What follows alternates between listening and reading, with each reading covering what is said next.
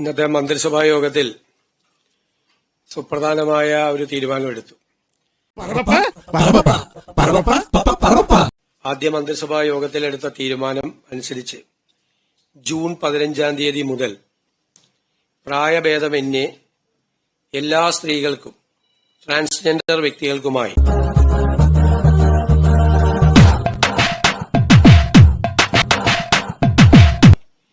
KSRTC ബസ്സിലെ ordinary സർവീസുകളിലെ ബസ്സുകളിൽ സൗജന്യ യാത്രാ സ്കീം ജൂൺ 15 മുതൽ നടപ്പിലാക്കുന്നതിന് അതിനുള്ള അംഗീകാരം നൽകാൻ വേണ്ടി തീരുമാനിച്ചു.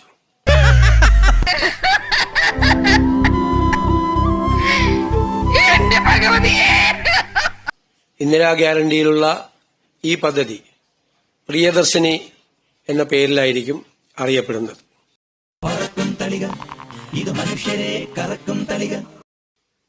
വരുമാനം കണക്കാക്കിയിട്ടില്ല, പ്രായം കണക്കാക്കിയിട്ടില്ല, കണ്ടീഷൻസ് ഒന്നും ഇല്ലാതെ ആദ്യം ഓർഡിനറി ബസ് സർവീസിലാണ് ആദ്യഘട്ടത്തിലെ ഈ പദ്ധതി സൗജന്യ യാത്ര തീരുമാനിച്ചിരിക്കുന്നത്.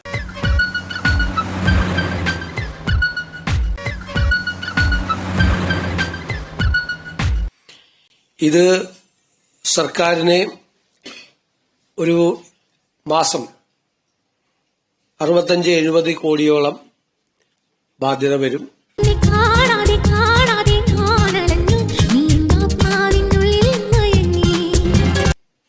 800 കോടി രൂപയിലധികം ഒരു വർഷത്തിൽ KSRTCക്ക് അതിന്റെ വരുമാനക്കുറവ് വരും. മോനെ, ഞാനതൊരു ബിസിനസ് ആയിട്ടല്ല കാണുന്നത്, ഒരു ജീവകാരുണ്യ പ്രവർത്തനം. ആ പണം സർക്കാർ KSRTCക്ക് നൽകും.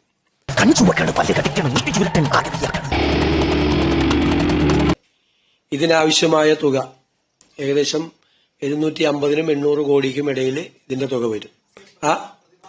ഞാൻ പ്രതിമാസം 65-70 കോടിയോളം വരും ഇതിന്റെ ചെലവായിട്ട് കണക്കാക്കിയിരിക്കുന്നത്. അതാണ് 750-800 കോടിയോളം രൂപ പ്രതിവർഷം വരും. അത് നിലവിൽ കൊടുത്തുകൊണ്ടിരിക്കുന്ന 1500 കോടി രൂപയ്ക്ക് പുറമെ ഈ പണം കൂടി സർക്കാർ KSRTCക്ക് നൽകും.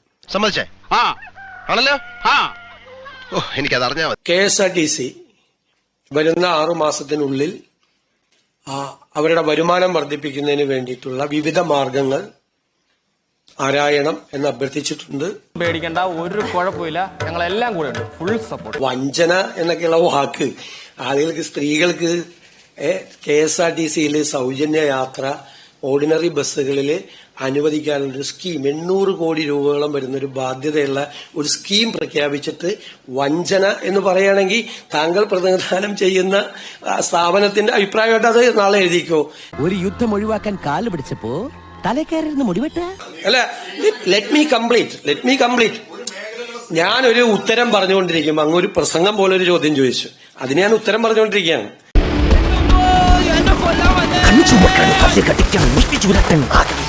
ഞാൻ ഉത്തരം പറഞ്ഞുകൊണ്ടിരിക്കുക, അങ്ങനെ അസ്വസ്ഥരാവല്ലേ.